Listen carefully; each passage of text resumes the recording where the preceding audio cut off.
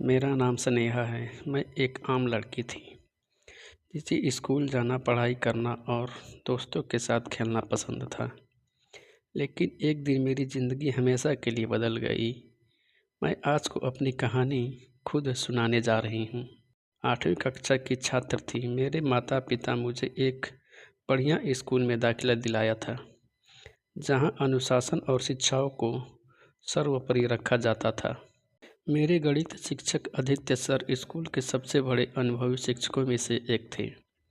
वे पढ़ाई में दमदार और दोस्ताना व्यवहार रखते थे। मैं भी उन्हें सम्मान की नज़र से देखती थी। शुरू में सब सामान्य था, लेकिन धीरे धीरे उनका व्यवहार बदलने लगा। पहले वो क्लास में मुझे ज़्यादा तवज्जो देते थे, फिर व्यक्तिगत रूप से मेरी तारीफ करने लगे।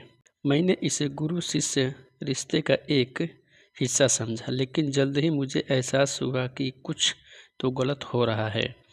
एक दिन स्कूल में परीक्षा के बाद छुट्टी थी और ज़्यादा बच्चे घर जा चुके थे। मैं गणित के कुछ सवालों के लिए समझने के लिए सर के पास गई। उन्होंने मुझे स्टाफ रूम में बुलाया। जब मैं वहाँ पहुँची तो उन्होंने दरवाज़ा आधा बंद कर दिया। तुम बहुत होशियार हो स्नेहा, तुम टॉप करना चाहिए, उन्होंने मुस्कुराते हुए कहा। मैंने सिर हिलाया और सवाल पूछने लगी। पढ़ाई के दौरान उन्होंने धीरे से मेरे कंधे पर अपना हाथ रखा। मुझे अजीब लगा, लेकिन मैंने सोचा कि शायद मैं ज़्यादा सोच रही हूँ। धीरे धीरे उनका व्यवहार बदलता गया। कभी मेरे बालों को सहलाते और कभी मेरे पीठ थपथपा देते थे। मैं असहज महसूस करने लगी। एक दिन जब मैं अकेली थी, उन्होंने मेरा हाथ पकड़कर कहा, तुम बहुत खास हो। अगर तुम्हें गणित में अव्वल आना है तो मुझे खुश करना होगा। मेरा दिल तेज़ी से धड़कने लगा। मैंने झटके से हाथ छुड़ाया और कहा, वहाँ से भाग गई। लेकिन अब मैं डर के साये में जीने लगी थी। मैं डरती थी कि अगर मैंने कुछ कहा तो वे लोग मुझ पर ही इल्ज़ाम लगाएंगे। मैंने अपनी सबसे करीबी सहेली रिया को यह सब साझा किया। तू ज़्यादा सोच रही है स्नेहा, सर ऐसे नहीं कर सकते, उसने कहा। मुझे लगा कि शायद वह सही कह रही है, लेकिन फिर भी मेरा मन अशांत था। मैंने कई बार माँ से कुछ कहने के लिए हिम्मत जुटाई, लेकिन हर बार डर के कारण रुक गई। धीरे धीरे मेरा पढ़ाई में मन लगना बंद हो गया।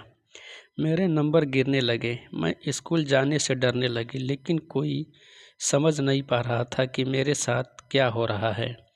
एक दिन उन्होंने मुझे स्टाफ रूम में बुलाया। मैं पहले से ही घबराई हुई थी।